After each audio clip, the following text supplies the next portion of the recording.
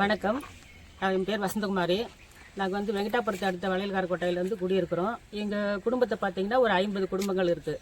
இப்போ எங்கள் மூதாதையர் 50 வருஷத்துக்கு முன்னாடி ஏதோ ஒன்று இருந்தது, ஒரு வழி பாதையாக இருந்தது. எங்கள் மக்கள் எல்லாம் ஒன்றா சேர்ந்து ஸ்டெப் எடுத்து மண்ணெல்லாம் போட்டு ரொம்ப கஷ்டப்பட்டாங்க. வீட்டுக்கு 5000 ரூபாய் போட்டு நாங்கள் ரெடி பண்ணிட்டு இருந்தோம்.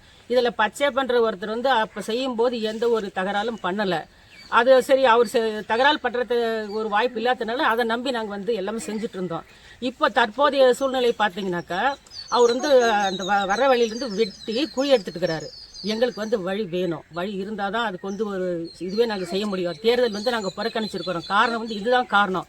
எங்களுக்கு இப்போ பார்த்தீங்கன்னா இந்த இடத்துல ஏஎன்சி இதுக்கு என்ன தீர்வு எடுக்குது? கவர்மெண்ட் என்ன தீர்வு எடுக்குது? நேற்று வந்தாங்க அதிகாரிங்க வந்தாங்க, அதிகாரி கிட்ட கேட்டோம். அவங்க என்ன சொல்றாங்கன்னாக்கா இது கவர்மெண்ட், இது அவங்க பட்டா இடம், அந்த பட்டா இடத்துல ஒன்றும் செய்ய முடியாது அப்படின்னு சொல்றாங்க. ரைட்டு, பட்டா இடம் தானங்க.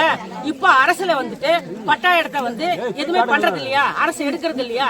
எவ்வளவோ இடத்துல பட்டா இடத்துல பில்டிங் எல்லாம் எடுத்துருக்காங்கல்ல, ஏன் அந்த சென்ட்ரல் கவர்மெண்ட் எடுக்க வேண்டியது தானே? இது என்ன அத்திப்பட்டி கிராமமா? வெங்கடாபுரம் வளையல்காரக்கோட்டை அந்த அளவுக்கு கேவலமா இருக்குதா? சொல்லுங்க பாக்கலாம். இதுக்கு எங்களுக்கு தீர்வு கிடைக்கணும். இந்த மக்கள் எல்லாம் சேர்ந்து பாருங்க, எங்களுக்கு ஓட்டு எல்லாம் பாருங்க, எல்லாம் கொடுத்துருக்கிறோம். எங்களுக்கு ஓட்டு தேவையில்லை, நாங்க புறக்கணிக்கிறோம். என்ன சொல்றீங்க?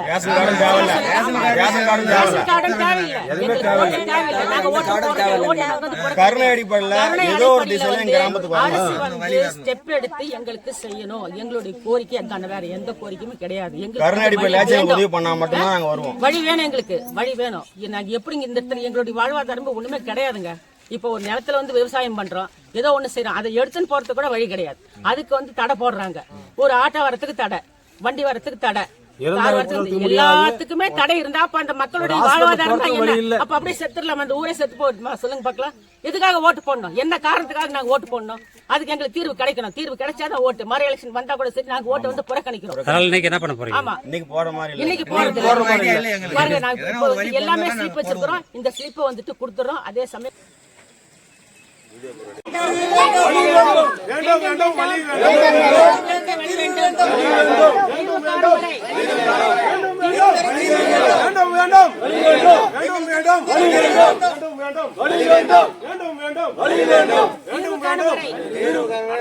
காணும் வரை